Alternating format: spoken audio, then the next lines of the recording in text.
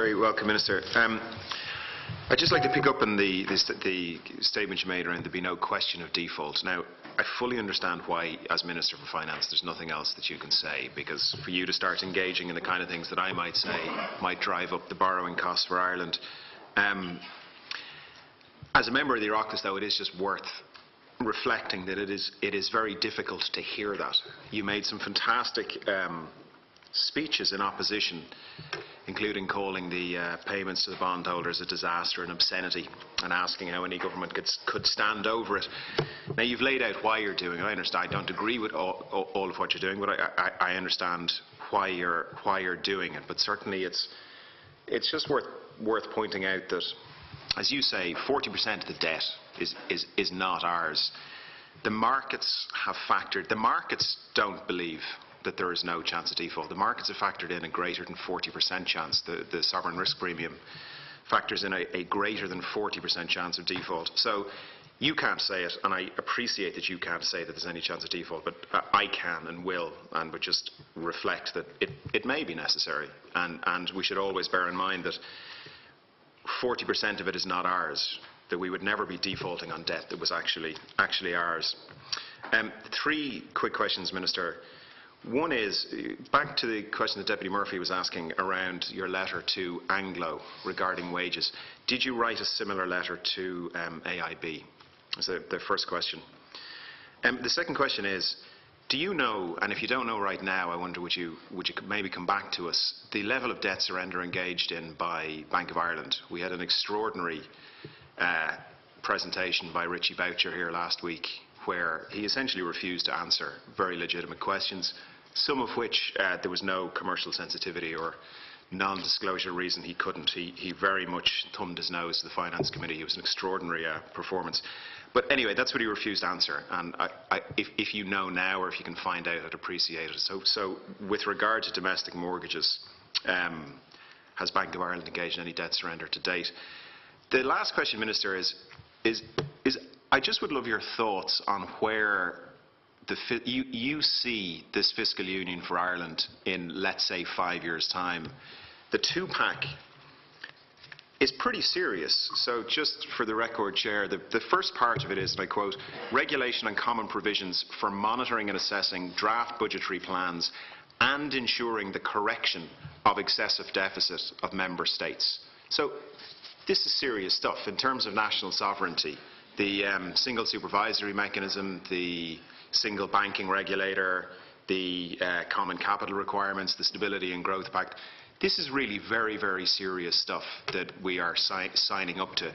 Could you give the committee your view as to, let's say in 5 years' time, what it will feel like for the Oireachtas to make a budget? Will there be European officials who will see those budgets ahead of time, who will be able to veto potentially, particularly budgetary options that the government of the day might like to engage in? Thank you.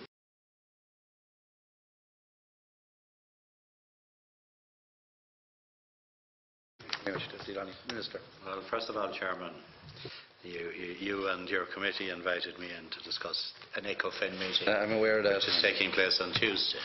And I've given you preliminary documentation on what the agenda is. It's unreasonable to ask me to be held accountable for everything across my department when I've been invited in to discuss the ECOFIN agenda. It's not that I'm reluctant to do so, but I'm hesitant in case I give you inaccurate information, speaking from memory, when I haven't briefed myself on the issues that are now being raised and I haven't the accompanying documentation. I'm quite prepared to answer the questions, but I'd prefer if you proceeded by way of parliamentary question. Put down a written question and I'll get you the answers. But I'm hesitating to do it now because, as I say, what I have here is the brief on ECOFIN. Chair, could I then? I'm more than happy. I'd be more than happy, Chair, to withdraw the two. The last question was very specifically around ECOFIN. The first two questions, if the Minister could maybe provide. Well, there are a number of new conditions being attached to the budgetary process for ECOFIN countries, but also for the Euro group. And we've set out in the documents that accompanied in reply to your request, there's the two-pack which is being negotiated at a trialogue with the European Parliament at present. The Presidency, the Commission and the European Parliament. Now, on the documents that I sent to you, there's a reference to the governance part of the two-pack. It's the regulation on the common provisions for monitoring and assessing draft budgetary plans and ensuring the correction of excessive deficits of member states in the euro area. And then there's regulation on the strengthening of economic and budgetary surveillance of member states experiencing or threatened with serious difficulties with respect to their financial stability in the euro area. And there are, there's progress towards agreement with the Parliament, but there are still areas of divergence, and the Presidency has filed amendments to bridge that gap. Then there's the six-pack that you're familiar with, and there's the provisions of the Stability Treaty, which was passed in Ireland by way of referendum in May, and which is now has been passed by the Eurogroup countries, and it feeds into the additional regulatory regime as well.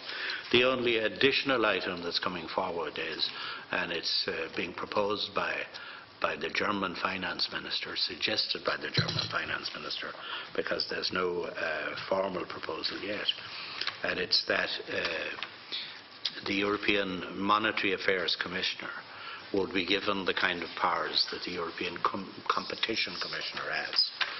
You'll recall that the European Competition Commissioner can take action if states are acting against the rules of competition without reference back to the College of Commissioners.